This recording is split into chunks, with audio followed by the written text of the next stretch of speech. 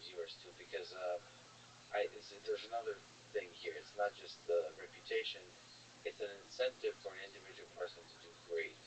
Right now, in the academic setting, the incentive is kind of internal, just wanting to do a good job. But honestly, that's not a strong enough incentive to do a really good job in reading a paper and finding the beautiful amidst the mistakes and the flaws and all that kind of stuff. Right.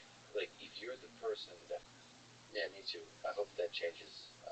Yeah, because the communication science broadly, but the communication of computer science ideas, complexity not decreases. So perhaps the ultimate purpose of the universe is to just get more complex. have these, small pockets of beautiful complexity.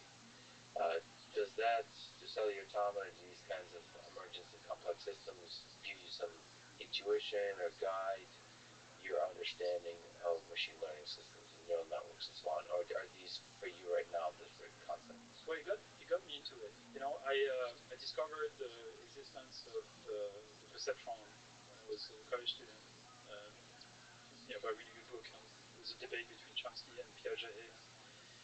Seymour Papert from MIT was kind of singing the praise of the perceptron in that book, and it was the first time I heard about the learning machine. Right, so I started digging the literature, and I found those papers, those books, which were basically transcription of workshops or conferences from the 50s and 60s about self-organizing systems. So there was a series of conferences on self-organizing systems, and these books on this. Some of them are, you can actually get them at the Internet Archive, digital version.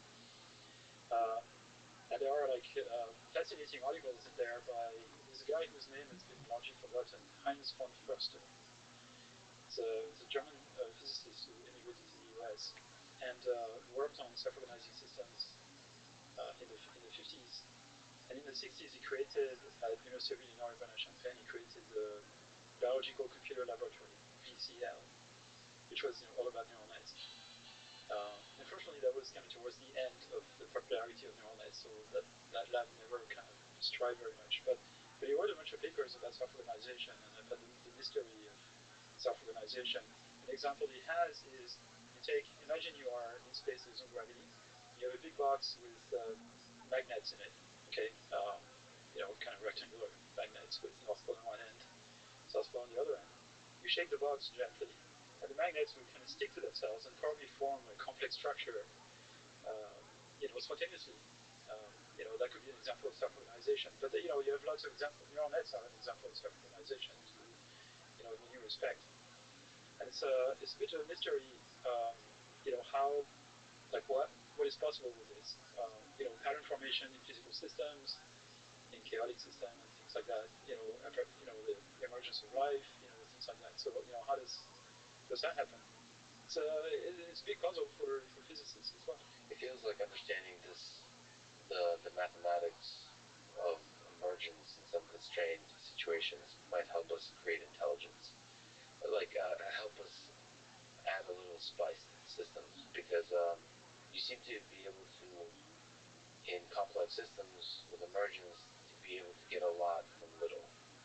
And so that seems like a shortcut to get big leaps in performance. But there's a missing stereotypical concept that we don't have. Yeah.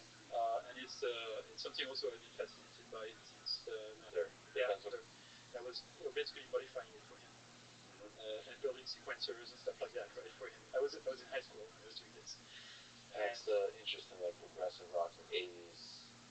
What's the greatest band of all time according to Yamaku? There's too many of them, but it's a combination of